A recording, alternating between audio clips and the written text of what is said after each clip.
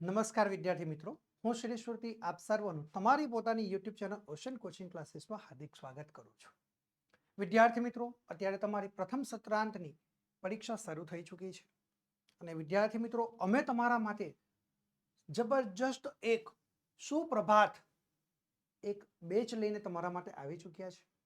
તો વિદ્યાર્થી મિત્રો, આજના આ વિડીયોની અંદર આપણે ધોરણ 9 વિષય ગુજરાતી, જેની અંદર તમને પરીક્ષાની અંદર પૂછી શકાય એવા મોસ્ટ આઈએમપી પ્રશ્નપત્ર તમારા માટે તૈયાર કરેલું છે.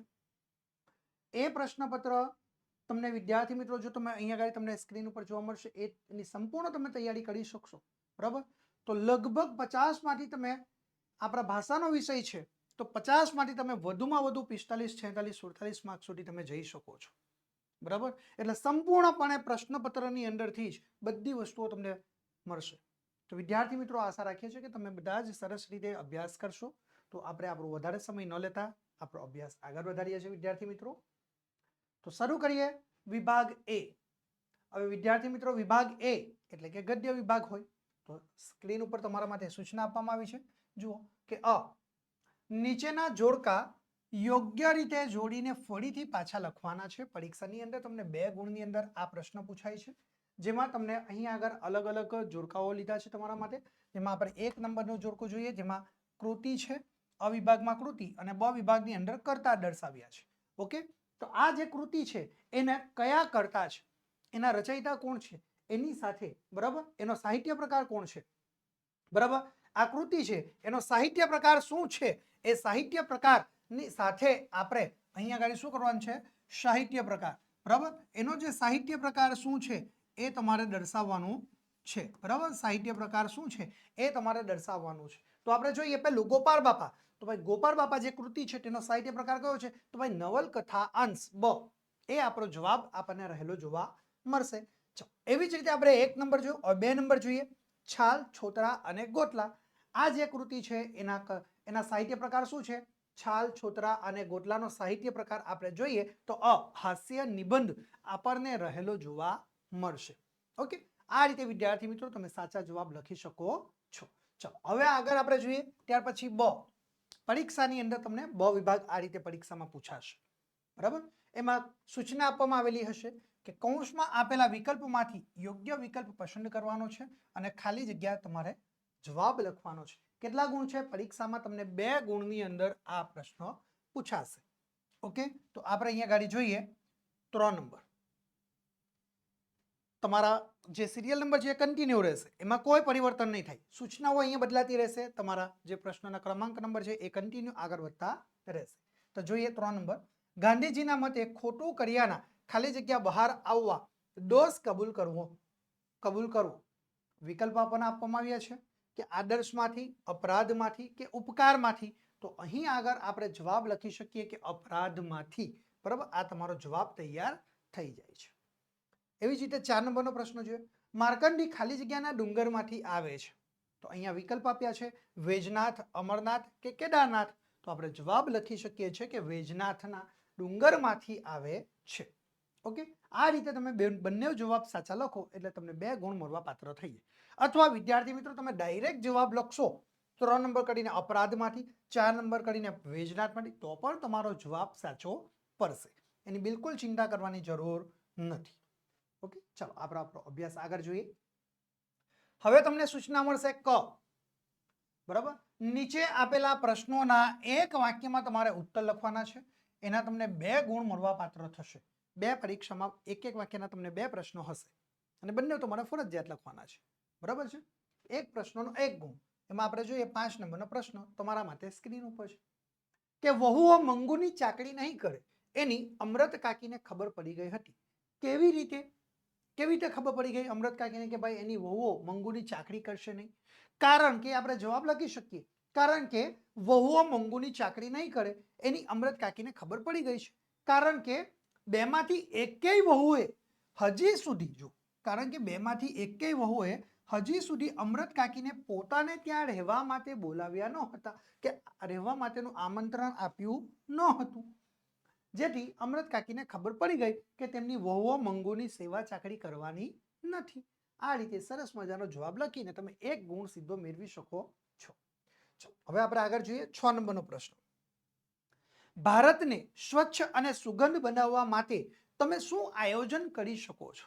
આપણો ભારત દેશ છે એને સ્વચ્છ, સુંદર અને સુગંધ બનાવવા માટે તમે કયા કયા પગલાઓ લઈ શકો છો, શું આયોજન કરી શકો છો, શું પ્લાનિંગ કરી શકો છો? બરાબર, તો આપણે લખી શકીએ કે ભાઈ ભારતને સ્વચ્છ અને સુગંધ બનાવવા એ સરકારશ્રીના આદેશ અને કાયદાઓનું પાલન કરીશું. શું કરશું? સરકાર દ્વારા જે પરિપત્રો જાહેર કરવામાં આવે છે, જે ગાઈડલાઈન ડિક્લેર કરવામાં આવે છે, એનું આપણે ચુસ્તપણે આપણે પાલન કરીશું. આપણા શેરીમાં, મોહલ્લામાં, સોસાયટીમાં, જાહેર સ્થળો ઉપર સૂકો અને ભીનો કચરો હોય એને આપણે અલગથી તારવીશું, એટલે કે જુદો રાખી વૈજ્ઞાનિક ઢબે તેનો આપણે શું કરીશું? નિકાલ કરીશું.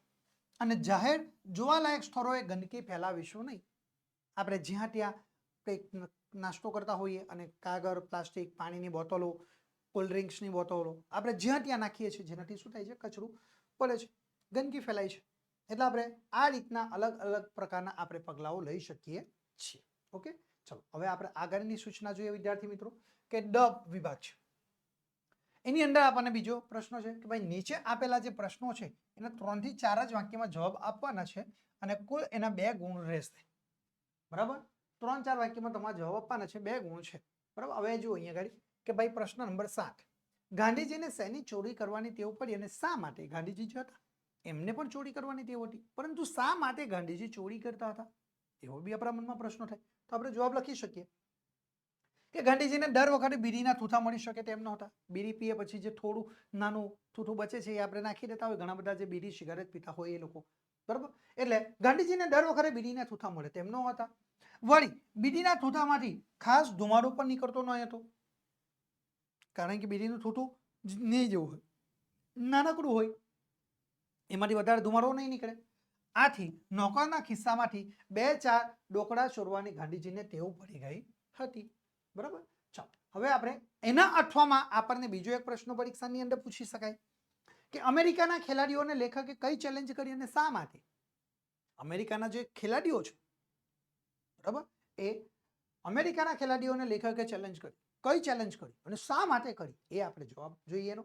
તો ભાઈ લેખકનું કેવું છે કે ઓલિમ્પિક વાળા કેરાની છાલ ફેંકની સ્પર્ધા રાખે તો ભારતીય ખેલાડીને જ એ સુવર્ણ ચંદ્રક મળે, કારણ કે ભારત દેશના લોકો જ્યાં ત્યાં ખાય, કચરો જ્યાં ત્યાં નાખતા હોય છે. આથી અમેરિકાના ખેલાડીઓને લેખકે ચેલેન્જ કરી કે તમારામાં તાકાત હોય અને તમે તમારી માએ શેર સૂટ ખાધી હોય તો ઓલિમ્પિકમાં કેરાની છાલ ફેંકની સ્પર્ધા રાખો. આટલો જવાબ લખો એટલે તમને સીધા 2 ગુણ મળવા પાત્ર થઈ જાય. ક્યાંય કોઈ તમારે વધારે પડતી ચિંતા કરવાની જરૂર નથી. વિદ્યાર્થી મિત્રો, અહીં આગળ જે તમને પ્રશ્નો દર્શાવ્યા છે ખૂબ જ એટલે ખૂબ જ મહત્વના પ્રશ્નો છે તમારી પરીક્ષા માટે. ઓકે, તો જરા પણ ચિંતા કરશો નહીં. ઓકે, ચાલો હવે વિદ્યાર્થી મિત્રો ત્યાર પછી તમારા માટે આગળની સૂચના આવે એ વિભાગ. એમાં સૂચના આવશે કે નીચે આપેલા પ્રશ્નોના 8 થી 10 વાક્યોમાં તમારે મુદ્દાસર જવાબ લખવાના છે અને એના કુલ ગુણ છે 4. અહીં આગળ પર તમને એક પ્રશ્નના અઠવામાં તમને બીજો પ્રશ્ન પરીક્ષાની અંદર પૂછાય. ઓકે, તો પ્રશ્ન નંબર 8 જોઈએ કે ગોપાલ બાપા પાઠને આધારે સયાજીરાવ ગાયકવાડનો પરિચય તમારે આપવાનો છે. ઓકે, તો હવે અહીં આગળ આપણે જવાબ જોઈએ તો આ રીતે તમે સરસ મજાનો કૃતિ, કર્તાનું નામ, સાહિત્ય પ્રકાર, એની મૂળ કૃતિ, તમે આપણે આ જે કૃતિ છે ગોપાલ બાપા એક શામાંથી લેવામાં આવ્યું છે એના વિશે તમે માહિતી આપી શકો છો. બરાબર છે, ચાલો ત્યાર પછી તમે સરસ મજાનો જવાબ લખી શકો છો. આ રીતે તમે સ્ક્રીન ઉપર જોઈ શકો છો વિદ્યાર્થી મિત્રો, અને તમે આ સ્ક્રીન ઉપરનો સ્ક્રીનશોટ લઈને પણ તમે સરસ મજાની તમારી તૈયારીને આખરી ઓપ તમે આપી શકો છો. કારણ કે અહીં આગળ જે પ્રશ્નોનો સમાવેશ કરેલો છે એ તમારી પરીક્ષા માટે ખૂબ જ એટલે ખૂબ જ મહત્વના પ્રશ્નો હોય એવા પ્રશ્નો અમે લીધા છે. આ રીતે તમે ગોપાલ બાપાના જે પ્રશ્નો છે એ સરસ રીતે તમે લખી શકો છો. ઓકે, ચાલો એના અઠવામાં વિદ્યાર્થી મિત્રો તમને બીજો એક પ્રશ્ન પૂછાય છે એ જોઈએ સ્ક્રીન ઉપર કે અમૃત કાકીનું સમગ્ર માતૃત્વ મંગુ પર અભિષેક કરતું હતું. આ વાક્યને તમારે સમજાવવાનું છે. બરાબર, અમૃત કાકીનું સમગ્ર માતૃત્વ મંગુ પર અભિષેક કરતું હતું, આને તમારે સમજાવવાનું છે. બરાબર, આને તમે સમજાવશો એટલે તમે સરસ રીતે જવાબ લખી શકશો. સૌથી પહેલા તો આપણે આપણી પેટર્ન પ્રમાણે લખવાનું ભાઈ કૃતિ, કર્તા, સાહિત્ય પ્રકાર અને આ મૂળ કૃતિ શેમાંથી લેવામાં આવી છે એ. બરાબર, તો અહીંયા આગળ આપણે જોઈએ ભાઈ લોહીની સગાઈનો આ પ્રશ્ન છે. બરાબર, કૃતિનું નામમાં શું લખવાનું કે ભાઈ આ જે પ્રશ્નો છે કયા પાઠમાંથી લેવામાં આવ્યું એ આપણે લખવાનું એટલે કૃતિ. બરાબર, એ કૃતિનું નામ શું થઈ ગયું? લોહીની સગાઈ. હવે લોહીની સગાઈ જે કૃતિ છે એના કર્તા કોણ છે? તો ઈશ્વર પેટલીકર છે. બરાબર, એનો સાહિત્ય પ્રકાર શું છે? તો નવલિકા છે. એ મૂળ કૃતિ શામાંથી લેવામાં આવી છે? આ જે ગદ્ય છે લોહીની સગાઈ એ શેમાંથી લેવામાં આવ્યું? તો ભાઈ શ્રેષ્ઠ ગુજરાતી વાર્તાઓમાંથી લેવામાં આવ્યું. આટલી બાબત તમે દર્શાવવાનું અને તમે જવાબ લખવાની શરૂઆત કરી શકો છો. વિદ્યાર્થી મિત્રો, તમે આ સ્ક્રીનશોટ સરસ મજાનો લઈ શકશો કે જેથી કરીને તમે તમારી પરીક્ષાની અંદર પ્રશ્નોના જવાબ શોધવામાં સમય ન બગાડતા વધુ સરળતાથી તમે તૈયારી કરી શકો છો. ચલો આપણે આગળ જોઈએ વિદ્યાર્થી મિત્રો. આ એ જ પ્રશ્નોનો જવાબ છે. બરાબર, એટલે તમે એનો પણ સ્ક્રીનશોટ લઈ શકશો કે અમૃત કાકીનું સમગ્ર માતૃત્વ એ મંગુ ઉપર અભિષેક કરતું હતું, એનો આ જવાબ છે.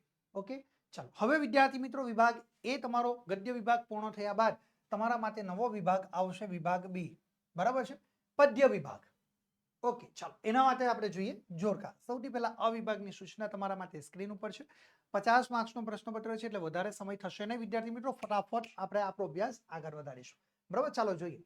તો નીચેના જોડકા યોગ્ય રીતે જોડીને ફરીથી પાછા લખવાના છે. એના તમને અહીં આગળ જોઈએ તો તમને 2 માર્ક મળવા પાત્ર થાય. બરાબર છે. હવે આપણે અહીંયા ગાડી કેટલા માર્ક્સ મળવા પાત્ર થાય છે? તમને એના 2 ગુણ તમને મળવા પાત્ર થાય છે. ઓકે, ચાલો. અ વિભાગની અંદર આપણને કૃતિઓ દર્શાવી છે. બ વિભાગની અંદર આપણને એના કર્તાઓ દર્શાવ્યા છે. તેમાં કન્ટિન્યુ નંબર ચાલશે. તેમાં આપણે જોઈએ 9 નંબરનો પ્રશ્ન છે કે પછી સામરિયાજી બોલ્યા.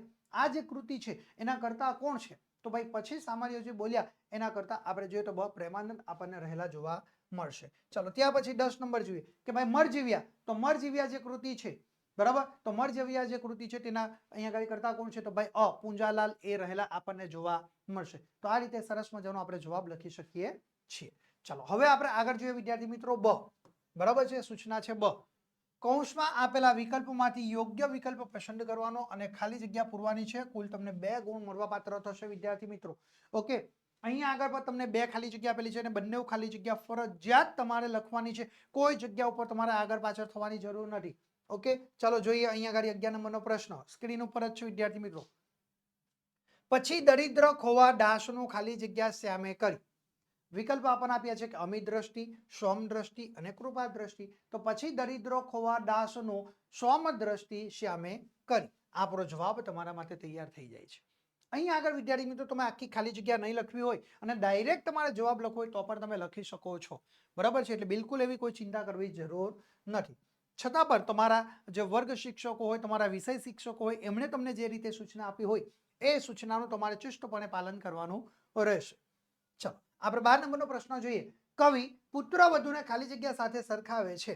અહીંયા વિકલ્પ આપણને આપવામાં આવ્યા છે લક્ષ્મીજી, સરસ્વતીજી અને પાર્વતીજી. આ 3 વિકલ્પોમાંથી આપણે સાચો જવાબ લખીએ છીએ લક્ષ્મીજીની સાથે એ સરખાવે છે. ઓકે, આ રીતે તમે સાચો જવાબ લખો એટલે વિદ્યાર્થી મિત્રો સીધા 2 ગુણમાંથી 2 ગુણ તમને મળવા પાત્ર થઈ જાય. હવે આપણે આગળની સૂચના જોઈએ ક વિભાગ. બરાબર, નીચે આપેલી કાવ્ય પંક્તિઓ પૂર્ણ કરવાની છે. ઓકે, કાવ્ય પંક્તિઓ વિદ્યાર્થી મિત્રો ખૂબ જ મહત્વની છે અને એના સીધા તમારા માટે 2 ગુણ મળવા પાત્ર થઈ જવાના છે. તો અહીંયા આગળ આપણે જોઈએ તો ભાઈ 13 નંબરનો પ્રશ્ન છે. સાંજ સમયે સામરિયો. બરાબર, પછી કાવ્ય પંક્તિઓને આપણે છોડી દીધી અને છેલ્લે ચંદન મહેકે. બરાબર, અને પૂર્ણ વિરામ મૂક્યું એટલે કાવ્ય પંક્તિ ત્યાં પૂર્ણ કરી છે. ઓકે, તો આપણે આ અહીંયા આગળ પહેલે આ જે કાવ્ય પંક્તિ અધૂરી છે એને આપણે પૂરી કરીશું કે સાંજ સમયે સામરિયો વહાલો વૃંદાવનથી આવે, આગળ ગોધન પાછળ સાજન મનમાં મોહ ઉપજાવે. શું કહ્યું? સાંજ સમયે સામરિયો મારો વહાલો, સાંજ સમયે સામરિયો વહાલો વૃંદાવનથી આવે, આગળ ગોધન પાછળ સાજન મનમાં મોહ ઉપજાવે.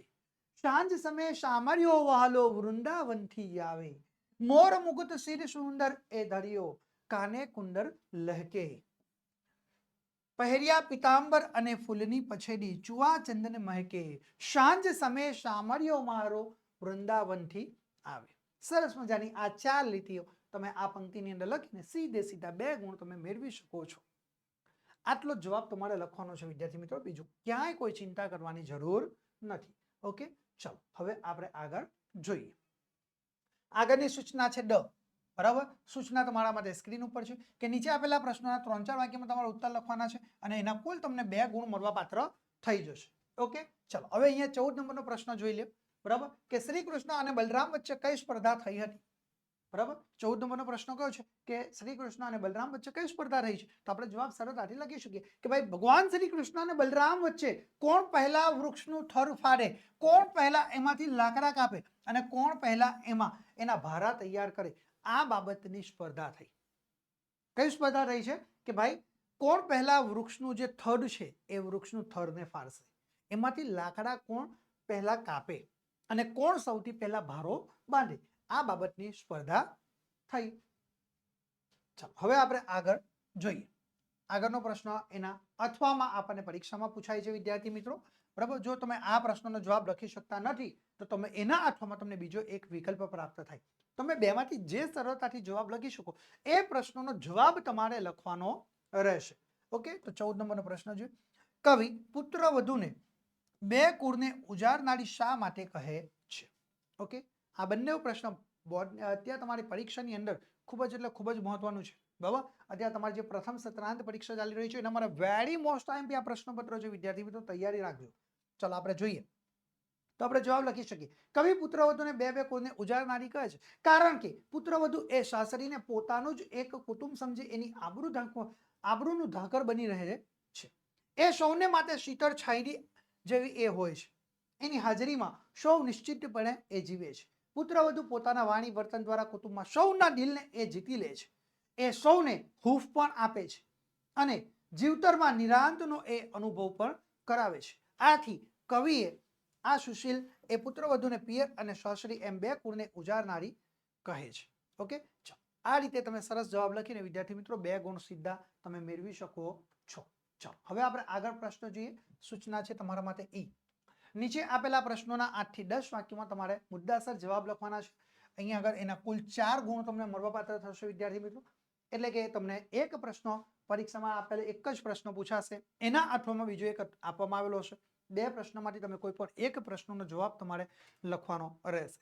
પરંતુ તમારે કયો પ્રશ્નનો જવાબ લખવાનો તમે સરળતાથી જે લખી શકો છો એ.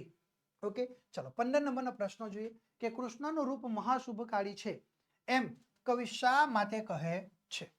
ઓકે, કૃષ્ણનું રૂપ મહાશુભકારી છે એમ કવિ શા માટે કહે છે? ઓકે, તો આ પ્રશ્નનો જવાબ આપણે જોઈએ તો ભાઈ આ જે પ્રશ્ન છે એ કયા પદ્યમાંથી લેવામાં આવ્યો છે? તો સૌથી પહેલા આપણે પદ્યનું નામ લખીશું, એટલે કે કૃતિનું નામ લખવાનું, ત્યાર પછી કર્તાનું નામ, પછી સાહિત્ય પ્રકાર શું છે અને મૂળ કૃતિ એ શેમાંથી લેવામાં આવી છે એ આપણે દર્શાવીશું. તો ભાઈ આ કૃષ્ણનું રૂપ મહાશુભકારી છે પ્રશ્ન શેમાંથી લેવામાં આવ્યો? તો સાંજ સમય સામર્યો જે પદ્ય છે એમાંથી લેવામાં આવ્યું છે. એના કર્તા કોણ છે? તો ભાઈ નરસિંહ મહેતા. સાહિત્ય પ્રકાર શું છે? ગીત અથવા કાવ્ય. બરાબર, મૂળ કૃતિ કઈ છે? તો ભાઈ નરસિંહ મહેતાના કાવ્યોમાંથી એ લેવામાં આવ્યું છે. બરાબર, આ રીતે તમે સરસ મજાનો જવાબ તમે તૈયાર કરી શકો છો. વિદ્યાર્થી મિત્રો, તમે પ્રશ્નનો જવાબ શોધવા માટે મહેનત નહીં કરશો, ફટાફટ તમે સ્ક્રીનશોટ લઈ લેજો જેથી કરીને તમે તમારી તૈયારી ઝડપથી કરી શકો. ઓકે, ચાલો હવે આપણે આગળ જોઈએ વિદ્યાર્થી મિત્રો. ચાલો એ જ પ્રશ્નનો જવાબ અહીંયા પર તમને જોવા મળશે, એનો પણ તમે ઝડપથી સ્ક્રીનશોટ લઈ લો. એટલે આપણે એના અથવામાં જે પ્રશ્નો છે એ આપણે જોઈએ. હવે એના અથવાની અંદર બરાબર તમને બીજો એક પ્રશ્ન આપવામાં આવેલો છે. બરાબર, તો મરજીવ્યા કાવ્યમાં વ્યક્ત થતો જીવન પ્રત્યેનો દ્રષ્ટિકોણ તમારા શબ્દોમાં ચર્ચા કરવાની છે. ઓકે, અહીંયા પણ આ જે મરજીવ્યા જે પદ્ય છે એમાંથી આ કૃતિ પ્રશ્ન પૂછવામાં આવેલો છે. તો આપણે લખવાનો કૃતિની અંદર કે ભાઈ મરજીવ્યા, બરાબર, એના કર્તાનું નામ પૂંજાલાલ લખવાનું, સાહિત્ય પ્રકાર શું છે? સોનેટ છે, અને શામાંથી લેવામાં આવ્યું છે? તો ભાઈ પારિજાતની અંદરથી આ મૂળ કૃતિ લેવામાં આવેલ છે. આટલી બાબતોની ચર્ચા કર્યા પછી અહીંયા તમે સરસ મજાનો જવાબ લખવાની શરૂઆત કરી શકો છો. બરાબર, પ્રશ્નનો જવાબ તમારા માટે સ્ક્રીન ઉપર તૈયાર છે, તમે ઝડપથી સ્ક્રીનશોટ લઈ લેજો. ઓકે, ચલો તમારો સ્ક્રીનશોટ થઈ ગયો હોય તો આપણે આગળ વધીએ. અહીંયા ગાડીથી પણ તમે સ્ક્રીનશોટ લઈ લો એટલે આપણે આપણો અભ્યાસ આગળ વધારી શકીએ, જેથી કરીને તમારા માટે મહત્વના જે પ્રશ્નો છે, ટૂંકા પ્રશ્નો, એ આપણે સોલ્યુશન કરી શકીએ. ચાલો હવે આપણે આગળ જોઈએ. વિભાગ સી. વિભાગ સી એટલે વિદ્યાર્થી મિત્રો તમારા માટે ખૂબ જ મહત્વનો વિભાગ છે. અને વિભાગ સી એટલે કે પાઠ્યપુસ્તક આધારિત વ્યાકરણ વિભાગ. ઓકે, પાઠ્યપુસ્તકમાંથી તમારા માટે વ્યાકરણ આવે છે. તો સૌથી પહેલા તમારા માટે સ્ક્રીન ઉપર સૂચના છે કે ભાઈ માંગ્યા પ્રમાણે તમારે ઉત્તરો લખવાના રહેશે. એમાં 16 નંબરનો પ્રશ્ન તમારા માટે સ્ક્રીન ઉપર છે. ઓકે, તો સૌથી પહેલા આપણે સૂચના જોઈએ કે નીચેના શબ્દોની સાચી જોડણી શોધીને તમારે લખવાની છે અને એના કુલ તમને 1 ગુણ મળવાપાત્ર થશે. બરાબર, તો અહીંયા સૌથી પહેલામાં પહેલો પ્રશ્ન 1 નંબર છે કે પ્રાયશ્ચિત. તો અહીંયા ગાડી સાચી જોડણી કઈ છે એ આપણે લખવાની. તો અહીંયા ગાડી 3 વિકલ્પો આપણને આપવામાં આવ્યા છે, એમાંથી આપણે સાચો જવાબ લખીએ કે ભાઈ પ્રાયશ્ચિત એ આપણી સાચી જોડણી તૈયાર થાય છે. તો આ આપણો જવાબ તમારા માટે આવી જશે. ચાલો ત્યાર પછી આપણે જોઈએ બીજો પ્રશ્ન કે ભાઈ જિંદગી, તો જિંદગીમાં જી એ દીર્ઘ છે અને અનુસ્વાર છે અને ગીની અંદર એ હસ્વ છે. તો અહીંયા આગળ આપણે જવાબ જોઈશું તો આ જે હસ્વ છે એ શું થઈ જશે, એ દીર્ઘ, બરાબર, અને જે દીર્ઘ છે એ શું થઈ જશે, હસ્વ, બરાબર. તો આ રીતે આપણે આપણો જવાબ તૈયાર કરી શકીએ છીએ. તો આપણો જવાબ તૈયાર થઈ જશે જિંદગી, બરાબર. આ તમારા માટે સ્ક્રીન ઉપર આવી ગયો. ઓકે, ચાલો હવે આપણે આગળ નવી સૂચના જોઈએ. પ્રશ્ન નંબર 17 કે નીચેના શબ્દોની સાચી સંધિ તમારે શોધીને લખવાની છે અને કુલ તમને 1 ગુણ મળવા પાત્ર થશે, બરાબર. સંધિ જોઈએ તો સમ વત્તા યોગ, મ કેવો છે, હલંત છે. મ કેવો છે, અહીંયા આગળ જુઓ, મ એ હલંત છે. શ્રમ વત્તા યોગ, બરાબર. તો અહીંયા આગળ એના જવાબ આપ્યા છે સંયોગ, સંયોગ અને સમયાંગ. તો આપણો સાચો જવાબ તૈયાર થાય કે સંયોગ, બરાબર, એ આપણો સાચો જવાબ તૈયાર થશે. ઓકે, ચાલો હવે આપણે આગળ જોઈએ પ્રશ્ન નંબર 18 તમારા માટે સ્ક્રીન ઉપર છે કે નીચેના શબ્દોની સાચી સંધિ છોડવાની છે. આપણે આગળ સંધિને જોડી, હવે સંધિ છોડવાની છે. 1 માર્ક્સની અંદર પૂછાય, એટલે ટૂંકમાં સંધિ તમને પરીક્ષામાં 2 ગુણની પૂછાય, સંધિ જોડવાની અને સંધિ છોડવાની. ઓકે, ચાલો અહીંયા આગળ આપણે જોઈએ નિર્ધન, આ જે શબ્દો છે એના આપણે ધ્વનિ છૂટા, અહીંયા એની સંધિને છૂટી કરવાની છે. તો અહીંયા આગળ જો હસ્વ છે કે દીર્ઘ, તો અહીંયા હસ્વ છે, અહીંયા આગળ દીર્ઘ છે અને હ ગુરુ વિરામ છે વત્તા ધન, બરાબર. ત્યાર પછી બીજું છે નીર, એમાં ની એ હસ્વ છે, બરાબર, અને ર એ હલંત છે વત્તા ધન, ની એ હસ્વ અને ગુરુ વિરામ વત્તા ધન. તો આપણે સાચો જવાબ લખી શકીએ છીએ નિહિધન, બરાબર, નિહિધન. આ આપણો સાચો જવાબ તૈયાર થઈ જશે. બરાબર, ચાલો હવે આપણે 19 નંબરનો પ્રશ્ન જોઈએ કે નીચે આપેલા તળપદા શબ્દોનું શિષ્ટ રૂપ આપવાનું છે. શું છે, તળપદા શબ્દોનું શિષ્ટ રૂપ શોધીને લખવાનું છે. પરીક્ષાની અંદર 1 ગુણની અંદર તમને પૂછાશે. ઓકે, તો ચાલો અહીંયા આપણે જોઈએ તો ભાઈ પડ શબ્દ છે તો એના જવાબ 3 આપ્યા છે. 3 માંથી 1 જવાબ સાચો છે, બાકીના 2 ખોટા છે. પડ એટલે કે પાતળું, ખબર કે જમીન. તો આપણે જવાબ લખી શકીએ છીએ કે ભાઈ પડ એટલે કે જમીન. ઓકે, આ આપણો સાચો જવાબ તૈયાર થઈ જશે. ચાલો 20 નંબરનો પ્રશ્ન જોઈએ વિદ્યાર્થી મિત્રો. નીચેનામાંથી વ્યક્તિવાચક સંજ્ઞા શોધીને તમારે લખવાનું છે અને કુલ તમને એનો 1 ગુણ મળવા પાત્ર થશે, બરાબર છે. ચાલો અહીંયા ગાડી જુઓ, વ્યક્તિવાચક સંજ્ઞા કઈ છે, અહીંયા ગાડી એક જ સાચો જવાબ છે, 2 ખોટા જવાબ છે.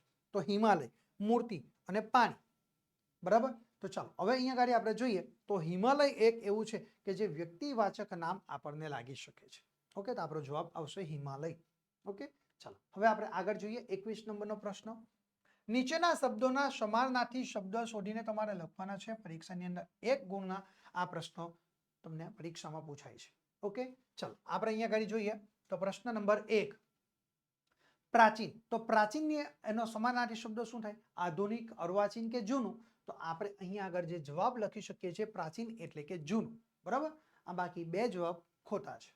ચાલો હવે અહીંયા આગળ આપણે આગળ જોઈએ બીજું, ગીંગોડા શબ્દોનો અર્થ શું થાય, બરાબર. તો ગીંગોડા એ શબ્દોનો સમાનાર્થી શબ્દો શું થાય, ગોકરગાય, ઝીંગોડો કે જંતુ. ભાઈ ઝીંગોડો એ તો ગીંગોડાનો તળપદા શબ્દ છે, બરાબર. આ ગીંગોડા છે તેનો તળપદા શબ્દ શું થાય, તો ઝીંગોડો, બરાબર. ગીંગોડા એટલે એક પ્રકારનું નાનું જંતુ જે દોરોની ઉપર બેસે છે, બરાબર. તો એના આપણે જવાબ શું લખી શકીએ, જંતુ, બરાબર. આ રીતે આપણે જવાબ લખી શકીએ છીએ. ચાલો ત્યાર પછી આપણે જોઈએ 22 નંબરનો પ્રશ્ન કે બેસવું ધાતુને થ પ્રત્યે લગાવી તમારે નવો શબ્દ બનાવવાનો છે. શું કહેવાનું છે, થ પ્રત્યે લગાવીને આપણે નવો શબ્દ લખવાનો છે, બરાબર. આપણને પરીક્ષાની અંદર 1 માર્ક્સની અંદર પૂછાય છે, બરાબર. તો ભાઈ બેસવો, તો થ પ્રત્યે લખવાનો, તો બેસેલું, બેઠો કે બેઠેલ. તો આપણે જવાબ લખીએ બેઠો, બરાબર. થ પ્રત્યે જોડવાનો છે તો આપણે લખીએ કે ભાઈ બેસવું તો બેઠો. આ રીતે આપણે તેને થ પ્રત્યે લગાડી શકીએ છીએ. ચલો 23 નંબરની સૂચના જોઈએ કે નીચે આપેલ રૂઢિપ્રયોગનો અર્થ આપવાનો છે. કેટલા ગુણ છે, 1 ગુણ છે, બરાબર. તો અહીંયા પ્રશ્ન અંદર તમારા માટે રૂઢિપ્રયોગ આપેલો છે કે શેર શૂઠ ખાવી, બરાબર. શેર શૂઠ ખાવી. તો આપણે જવાબ લખી શકીએ પૂરેપૂરી તાકાત હોવી, બરાબર, અથવા તો પૂરી તાકાત હોવી. પૂરી તાકાત સાથે આપણે કામ કરવું. ચાલો આગળ જોઈએ 24 નંબરનો પ્રશ્ન. નીચેના વાક્યમાંથી વિશેષણ શોધીને તેનો પ્રકાર લખવાનો છે. 1 ગુણ છે. વિશેષણ શોધવાનું અને તેનો પ્રકાર દર્શાવો. જો માત્ર ને માત્ર તમે વિશેષણ જ શોધો છો, ખાલી વિશેષણ દર્શાવશો તો તમને અડધો ગુણ મળશે. એટલે કેટલો ગુણ મળશે? તમને 0.5 ગુણ મળવાપાત્ર થશે. અને જો તમે એનો સાથે પ્રકાર પણ દર્શાવો છો તો તમને એનો પૂરેપૂરા 1 ગુણ મળશે. એટલે તમારે વિશેષણ પણ દર્શાવવાનો અને એનો પ્રકાર કયો છે એ પણ તમારે દર્શાવવાનો રહેશે. તો જોઈએ, હાજી આવ્યા બારે મેં, મને કેમ વિસરે રે. હવે અહીંયા આગળ જો બારે, તો બારે એ શું દર્શાવે છે? સંખ્યાવાચક વિશેષણ બનતું જોવા મળશે. બાર એ શું દર્શાવે છે? ચોક્કસ એ સંખ્યાનો નિર્દેશ કરે છે. બરાબર, એટલે બારે એ શું થયું? અહીંયા આપણું વિશેષણ થયું અને સંખ્યાવાચક એ વિશેષણનો પ્રકાર બનતો જોવા મળશે. ઓકે, ચલો 25 નંબરનો પ્રશ્ન જોઈએ કે નીચેના શબ્દ સમૂહમાંથી એક શબ્દ તમારે આપવાનો છે. બરાબર, અહીંયા ગાડી તમને 1 ગુણ મળવાપાત્ર થશે. બરાબર, ચાલો હવે આપણે જોઈએ, બારશાખના ઉપલા લાકડા આગળ રહેતો છેડો. બારશાખ એટલે કે આપણો જે દરવાજો હોય ને ઘરની અંદર પ્રવેશ કરવા માટેનો, એની ઉપરનો જે લાકડા આગળ રહેતો જે છેડો છે એ. બરાબર, તો આપણે એના માટે જવાબ લખી શકીએ છીએ તોરલો. બરાબર, આ રીતે આપણે જવાબ લખી શકીએ છીએ. ચાલો હવે આપણે આગળ જોઈએ, પ્રશ્ન નંબર 26 કે નીચેના વાક્યમાંથી સર્વનામ શોધીને તમારે લખવાનું છે અને કુલ ગુણ છે 1. બરાબર, માત્ર ને માત્ર વિદ્યાર્થી મિત્રો તમારે સર્વનામ શોધીને લખવાનું છે. વાક્ય તમારા માટે સ્ક્રીન ઉપર છે, જુઓ કે આ તમારી પડખેના દીપડા ન રંજાડે તો એ ઘણું. ઓકે, તો આ જે વાક્ય છે એમાંથી તમારે સર્વનામ શોધવાનું છે. સર્વનામ આપણે આપણા નામની જગ્યા ઉપર જે નો આપણે ઉપયોગ કરીએ છીએ એ આપણું સર્વનામ છે. બરાબર, તો આપણે જવાબ લખી શકીએ કે તમારી. બરાબર, આ તમારી શું થઈ જાય છે? અહીંયા આગળ એ સર્વનામ, આ તમારી એટલે નામની જગ્યા ઉપર એ શબ્દનો ઉપયોગ કર્યો છે. બરાબર, તો તમારી એ આપણે સર્વનામ તરીકે લખી શકીએ છીએ. ત્યાર પછી આપણે 27 નંબરનો પ્રશ્ન જોઈએ. શ્રવણ શબ્દના ધ્વનિ ઘટકો છૂટા પાડીને લખવાના છે વિદ્યાર્થી મિત્રો, અને એનો કુલ 1 ગુણ તમને મળવાપાત્ર થશે.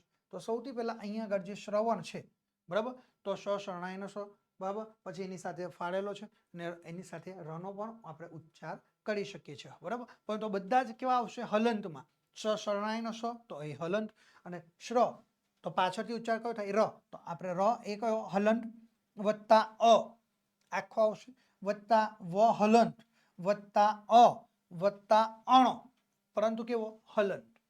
બરાબર, જોઈ લો, શરણાઈનો સ, ર, પરંતુ બંને કેવા છે? હલંત છે. વત્તા અ, વત્તા વ વલંત, વ હલંત, વત્તા અ, વત્તા અણો, અણો કેવો છે? હલ. આ રીતે આપણે શ્રવણ શબ્દના આપણે ધ્વનિ ઘટકો છૂટા પાડી શકીએ છીએ. બિલકુલ સહેલું છે અને 1 ગુણ તમે સરળતાથી મેળવી શકો છો.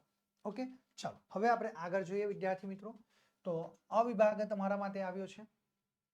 નીચે આપેલી પંક્તિઓના વિચાર વિસ્તાર તમારે તૈયાર કરવાનો છે વિદ્યાર્થી મિત્રો. કુલ તમને 3 ગુણની અંદર આ પ્રશ્ન પૂછાય છે અને 28 નંબરનો પ્રશ્ન છે કે પુરુષાર્થ વિના પ્રારબ્ધ એ પાંગડું છે.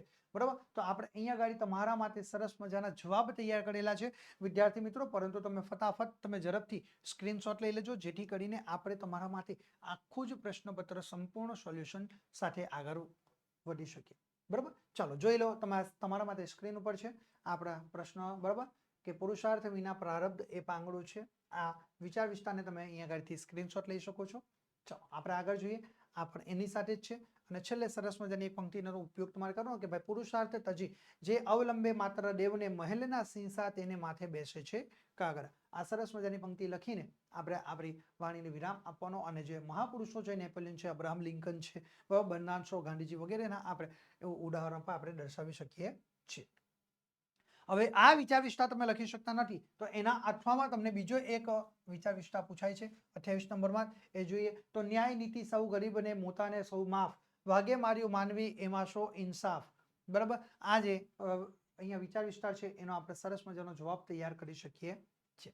વિદ્યાર્થી મિત્રો, દરેક પ્રશ્નોના જવાબ તમારા માટે સ્ક્રીન ઉપર આવશે, પરંતુ તમારે ઝડપથી એના સ્ક્રીનશોટ લઈ લેવા કે જેથી કરીને આપણે આપણો અભ્યાસ આગળ વધારી શકીએ છીએ. બરાબર છે, તમે સ્ક્રીન ઉપર જોઈ શકો છો તમારા માટે આ તમામ પ્રશ્નોના જવાબો અમારા દ્વારા તૈયાર કરવામાં આવેલ છે. બરાબર, ચાલો ત્યાર પછી વિદ્યાર્થી મિત્રો અહેવાલ લેખન કરવાનું છે. બ વિભાગની અંદર જો અહેવાલ લેખન પૂછાય, બરાબર, તો એના અથવામાં તમને પત્ર લેખન હોય, એટલે કે અહેવાલ પૂછાય તો પત્ર લેખન નહીં પૂછાય, પત્ર લેખન પૂછાય છે તો તમને અહેવાલ લેખન નથી પૂછાતું. અને પરીક્ષાની અંદર વિદ્યાર્થી મિત્રો તમને 3 ગુણની અંદર આ અહેવાલ લેખન અને પત્ર લેખન પરીક્ષામાં પૂછાય. તો સૌથી પહેલા 29 નંબર આપણે જોઈએ. તમારી શાળામાં યોજાયેલ રમોત્સવનો આંખે દેખ્યો અહેવાલ તમારે 100 શબ્દોમાં તૈયાર કરવાનો છે. તો વિદ્યાર્થી મિત્રો, જ્યારે આપણે અહેવાલ તૈયાર કરવાનો હોય ત્યારે સૌથી પહેલા આપણે શું કરવાનું? તો ભાઈ જે દિવસે એ કાર્યક્રમ આપણી શાળા હોય, બરાબર, અથવા તો કોઈ બી સંસ્થા હોય, જે તે સંસ્થાની અંદર આપણો કાર્યક્રમનું આયોજન કરવામાં આવ્યું, એ સ્થળનું નામ, કયા દિવસે કાર્યક્રમનું આયોજન થયું, બરાબર, જે દિવસે કાર્યક્રમનું આયોજન થયું હોય તેના બીજા દિવસે આપણે અહેવાલ લેખન કરી શકીએ છીએ, બરાબર, જે તેના તે જ દિવસનું આપણે અહેવાલ લેખન કરી શકતા નથી, અથવા તો કાર્યક્રમ પૂર્ણ થઈ ગયા પછી આપણે અહેવાલ લેખન કરી શકીએ છીએ. આપણે અગાઉથી કાર્યક્રમનો અહેવાલ તૈયાર કરી શકતા નથી. એટલે જે દિવસે કાર્યક્રમ હોય, બરાબર, એના બીજા દિવસે અથવા તો એ કાર્યક્રમ પૂર્ણ થઈ ગયા પછી આપણે એનો અહેવાલ લખી શકીએ છીએ. એટલે જે દિવસે કાર્યક્રમ હતો, 27 તારીખે કાર્યક્રમ હોય તો આપણે 28 તારીખ લખીને આપણે એનો અહેવાલ તૈયાર કરી શકીએ છીએ. તો આપણે અહીંયા આગળ સૌથી પહેલા શીર્ષક લખી દઉં કે શાળામાં યોજાયેલ રમોત્સવ નો આંખે દેખ્યો હોય તો શાળામાં યોજાયેલ રમોત્સવ, આપણું મુખ્ય ટાઇટલ આપણે શીર્ષક આપી દીધું. કઈ તારીખે આયોજન થયું? તો ભાઈ 27 તારીખે કાર્યક્રમ હતો, તો આપણે 28 તારીખે અહેવાલ લેખન કર્યું છે, બરાબર. કઈ જગ્યા ઉપર? તો ભાઈ સુરતમાં. તો સુરત થયા પછી આપણે ફૂલ સ્ટોપ મૂકી દેવાનું, બરાબર. અને ત્યાર પછી આપણે પેરેગ્રાફ પાડીને લખવાનું, બરાબર, કે આપણે આખો ટૂંકમાં સારાંશ લખવાનો. અહેવાલ લેખન એટલે શું? કે આખો ટૂંકમાં સારાંશ આપણે દર્શાવવાનો થાય. કાર્યક્રમની અંદર કોને કોના ઉપસ્થિત રહ્યો, કાર્યક્રમની શરૂઆત કેવી રીતે થઈ, કયા કયા મહાનુભાવો આવ્યા હતા, કાર્યક્રમની અંદર શું રૂપરેખા હતી, એ તમામ બાબતોનો આપણે ટૂંકમાં અહેવાલ તૈયાર કરવાનો થાય, બરાબર. બસ આટલું જ કામ કરશો એટલે આપણો અહેવાલ તૈયાર થઈ જાય. અને સૌ આપણે ભૂતકાળ અહેવાલ લેખન આપણે હંમેશા માટે ભૂતકાળની અંદર કરવાનું હોય છે, બરાબર. આ રીતે સરસ મજાનો આપણે અહેવાલ લેખન તૈયાર કરી શકીએ છીએ. ઓકે, ચાલો હવે વિદ્યાર્થી મિત્રો, એ અહેવાલ લેખનના અઠવામાં તમને શું પૂછાય છે? પત્ર લેખન પૂછાય છે, બરાબર. તો આપણે પત્ર લેખન જોઈએ. તો 29 નંબર, તમારી બહેનનો ચિત્ર સ્પર્ધામાં રાજ્ય કક્ષાએ પ્રથમ નંબર આવ્યો છે, તેને અભિનંદન આપતો પત્ર લખવાનો છે. હવે વિદ્યાર્થી મિત્રો ખાસ બાબત ધ્યાન રાખવાની કે આપણે 9મા ધોરણમાં હોય, 10મા ધોરણમાં, 11મા ધોરણ કે 12મા ધોરણ, તો આપણે આપણા નામની ગોપનીયતા જાળવવાની છે. આપણે આપણા વ્યવહારુ જીવનની અંદર જ્યારે પત્ર લેખન કરીએ છીએ ત્યારે આપણે આપણું નામ દર્શાવી શકીએ તો ક્યાંય કોઈ વાંધો નથી, પરંતુ આપણે અભ્યાસ કરતા હોઈએ ત્યારે આપણે આપણા નામની ગોપનીયતા જાળવવાની છે. તો આપણે સૌથી પહેલા જમણા હાથ ઉપર શું કરવાનું? આપણે પેજ છે, આ સમજી લો કે આ ડિસ્પ્લે છે, બરાબર, સ્ક્રીન, એ તમારા માટે તમારા એક પુરવણી છે. તો આપણે કઈ રીતે લખીએ કે ભાઈ જમણી સાઈડ ઉપર જે પત્ર લખી રહ્યું છે તેનું નામ, સરનામું એ આપણે લખીશું, બરાબર. તો આપણે અહીંયા આગળ જોઈએ, બરાબર. તો આપણે અહીંયા શું લખ્યું છે? ABC નામ લખી દીધું છે, અહીંયા એનું સરનામું લખી દીધું, વાલમનગર લખી દીધું, અમદાવાદ લખી દીધું, અને આ તારીખ લખી દીધી, કઈ તારીખે આપણે પત્ર લેખન કર્યું છે એ, બરાબર છે. હવે એની સામેની તરફ ડાબા હાથ ઉપર આપણે શું લખવાનું? એ ત્યાં આગળ તારીખ પૂરી થઈ ત્યાં પછી એની નીચે પ્રિય બહેન, કારણ કે આપણે લખ્યું તમારી બહેનને ચિત્ર સ્પર્ધામાં રાજ્ય કક્ષાએ પ્રથમ નંબર આવ્યો છે, તો આપણે બહેનને પત્ર લખવાનું. એટલે અહીંયા સામે કોનું નામ? જેને સંબોધીને આપણે પત્ર લખીએ છીએ તેનું નામ, સરનામું આપણે લખવાનું, અથવા તો પ્રિય બહેન હોય, ભાઈ હોય, બરાબર, કોઈ પણ વ્યક્તિ હોય તેનું આપણે સંબોધન કરવાનું. એટલે અહીંયા આપણે સંબોધન કર્યું પ્રિય બહેન, બરાબર, સ્નેહભર્યો નમસ્કાર, પૂર્ણ વિરામ. ત્યાં પછી પેરેગ્રાફ પાડીને લખવાનું કે ભાઈ ચિત્ર સ્પર્ધાની અંદર જે પ્રથમ નંબર આવ્યો છે એના માટે તમને આપણે આ સાંભળ્યું છે કે ધ્યાનમાં આવ્યું છે, તેના માટે અમે તમને અભિનંદન પાઠવીએ છીએ, બરાબર. આ સિદ્ધિ તમારા માટે જે મહત્વની છે, તમારા જીવનમાં અંદર ઉન્નતિ લાવનારી હશે, પ્રગતિ સાધનારી હશે, એ રીતે આપણે લખવાનું. અને છેલ્લે લાસ્ટમાં લિખિતમાં આપણે શું કરવાનું છે? આ રીતે લખવાનું, લિખિત તારો ભાઈ. આપણે કહ્યું ABC ઉપર હતું તો આપણે ABC લખ્યું અહીંયા ગાડી, બરાબર. આ રીતે તો તારો ભાઈ કૌંસમાં ABC છે તેને આપણે નીચે લઈ લેવાનું, બરાબર. તારો ભાઈની નીચે શું આવશે? ABC. આ રીતે આપણે લખીને આપણો પત્ર લેખન પૂરો કરી શકીએ છીએ. આ રીતે વિદ્યાર્થી મિત્રો સરસ મજાનો આપણે અહીંયા ગાડી પત્ર લેખન પર તૈયાર કરી શકીએ છીએ. ચાલો હવે ત્યાર પછી જો ક વિભાગ આવે, નીચેનો ગદ્યખંડ વાંચી તેની નીચે આપેલા પ્રશ્નનો ઉત્તર તમારે લખવાના છે, બરાબર. ગદ્યખંડ વાંચીને તેના પ્રશ્નનો ઉત્તર લખવાના. 2 ગુણની અંદર પૂછાય છે. એક પેરેગ્રાફ આપવામાં આવેલો હશે, બરાબર. એની નીચે તમને 2 પ્રશ્નો આપેલા હશે, એ પ્રશ્નોના જવાબ તમારે સાચા જવાબ આપવાના. આ પેરેગ્રાફમાંથી શોધીને તમારે જવાબ લખવાના રહેશે.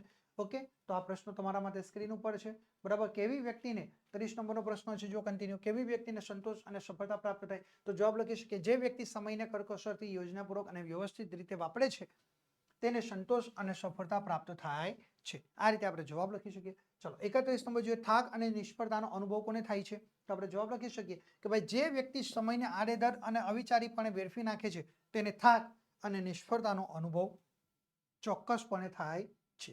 ઓકે, તો આ રીતે જવાબ લખો એટલે તમને 2 ગુણ મળવાપાત્ર થઈ જશે.